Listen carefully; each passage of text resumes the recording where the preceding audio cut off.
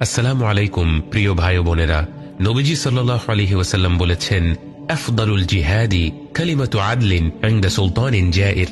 সর্বোত্তম জিহাদ ওই ব্যক্তি করে যে অত্যাচারী শাসকের সামনে সত্য কথা বলে। আজ আমরা ইতিহাসের এক গুরুত্বপূর্ণ মোড়ে দাঁড়িয়ে আছি।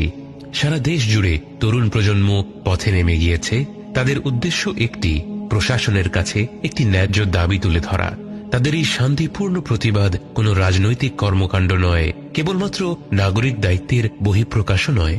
তারা যা করছে তা সরাসরি ইবাদত, এবং তা নবীজি সাল্লাল্লাহু আলাইহি ওয়াসাল্লামের বক্তব্য থেকেই সাব্যস্ত।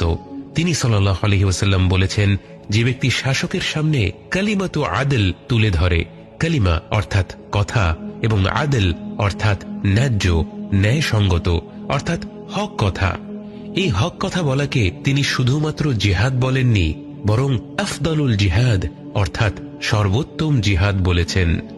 জুমার দিনে জামাতগুলো যখন রাস্তা পর্যন্ত পৌঁছে যায়, আমরা রাস্তায় সারিবদ্ধ হয়ে দাঁড়িয়ে থাকা মুসল্লিদের ইবাদতকারী হিসেবে চিহ্নিত করি। হজের দিনগুলোতে হাজিরা যখন আরাফাতের ময়দানে ভিড় করে দাঁড়িয়ে থাকে, আমরা তাদেরকেও ইবাদতকারী হিসেবে চিহ্নিত করি। আজ নিজেদের জানের মায়া ত্যাগ করে যে ভাই বোনেরা রাস্তায় নেমেছে, তাদেরকেও আমাদের ইবাদতকারী হিসেবে চিহ্নিত করা উচিত, এবং তাদের পাশে দাঁড়ানোর জন্য আমরা যার যার জায়গা থেকে যা করতে পারি একজন মুসলিম হিসেবে তাই করাটা আমাদের কর্তব্য। এই পাশে দাঁড়ানো বিভিন্ন রূপ নিতে পারে। হতে পারে কোনো এক বাবা তার সন্তানকে এই প্রতিবাদে অংশগ্রহণ করার জন্য উৎসাহ দেয়া, অথবা কোনো মা ছাত্রছাত্রীদের জন্য কিছু খাবার পাঠিয়ে দেয়া। হতে পারে অভিভাবকেরা তাদের সন্তানদের সাথেই পথে নেমে পড়া। আবার হতে পারে আহত তরুণ তরুণীদের জন্য নিজের ঘর খুলে দেওয়া।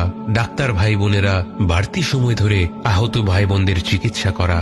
আবার হতে পারে শহীদ আবু সাঈদের বাবা মায়ের মতো ধৈর্য ধারণ করা।